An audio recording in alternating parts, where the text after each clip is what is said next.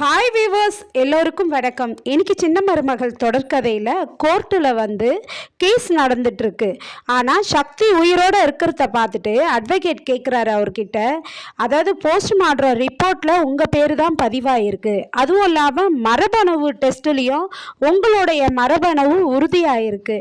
ஆனால் நீங்கள் உயிரோடு இருக்கீங்க, அப்போ எப்படி அந்த ரிப்போர்ட்டு எல்லாம் தப்பாச்சு அப்படின்னு சொல்லி கேட்குறாரு.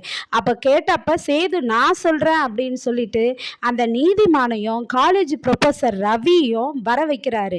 ஏன்னா அந்த போஸ்ட்மார்ட்டம் ரிப்போர்ட் கொடுத்தது அந்த ப்ரொஃபஸர் ரவி தான் கொடுத்துருக்கிறாரு. அதை எப்படி கண்டுபிடிச்சோன்றத ஜட்ஜி கிட்ட சொல்கிறாரு சேது.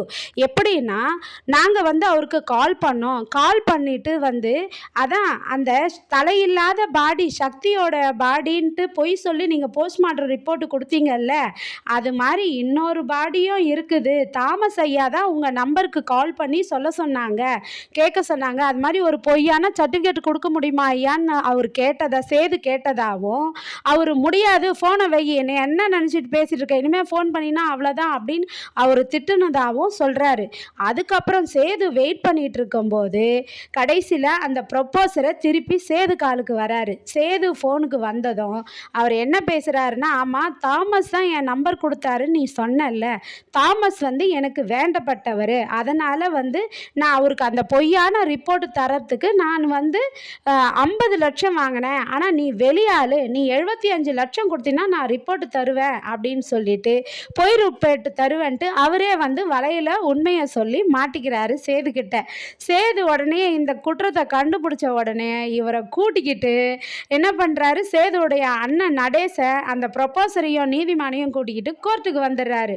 இப்போ இது நடந்ததாக சொல்கிறாரு. உடனே ஜட்ஜி என்ன சொல்கிறாருன்னா, உயிரோடு இருக்கிற சக்தியை கொலை பண்ணதா ராஜாங்கத்து மேலே குற்றம் சாட்டின குற்றத்துக்காகவும், அதுவும் இல்லாமல் எப்படி அப்போ இன்னொரு பாடி, அப்போ சக்தின்னு உறுதி செய்கிறாங்கல்ல, அந்த பாடியை யாருன்னு கேட்குறாரு ஜட்ஜி. அப்போ கேட்கும்போது என்ன சொல்கிறாங்கன்னா, அடியாட்கள் எல்லாம் விசாரிக்கும் போது அடியாட்கள் என்ன சொல்கிறாங்கன்னா, நாங்கள் சக்தியை தப்பிக்க விட்டுட்டோன்னதும் தாமஸ் எங்ககிட்ட ஏன்டா அப்படி பண்ணீங்க, இது நீதிமானுக்கு தெரிஞ்சால் திட்டுவார், அவனை எப்படியாவது செத்தா மாதிரியே காமிச்சிருங்கன்னு சொன்னார்.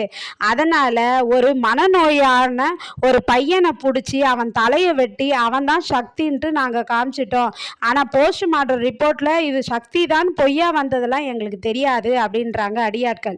அதனால் ஜட்ஜி என்ன சொல்கிறாருன்னா, அப்போது அந்த மனநிலை பாதிக்கப்பட்ட பையனை கொலை பண்ண குற்றத்துக்காக தாமஸுக்கும் அதை சேர்ந்த ஆளுங்களுக்கும் 2 ஆயுள் தண்டனை விதிக்கிறேன். அதுவும் இல்லாமல் பொய்யா கொலை வழக்கில் இந்த குற்றத்துக்கெல்லாம் உடந்தையாக இருந்த காவல்துறைக்கும் சட்டத்துறைக்கும் மற்ற துறைக்கும் கண்டனம் தெரிவிக்கிறேன் அப்படின்னு சொல்லிட்டு, அதுவும் இல்லாமல் ஒரு நல்ல மகனை பெற்று ஒரு அப்பா நிரூபதின்னு நிரூபித்த சேதுக்கும் இந்த கோர்ட்டு பாராட்டு வழங்கி அவங்க அப்பா ராஜாங்கத்தை நான் இந்த கேஸ்லேருந்து விடுதலை செய்கிறேன்னு சொல்லிடுறாருங்க. ரொம்ப சந்தோஷமாயிடுது.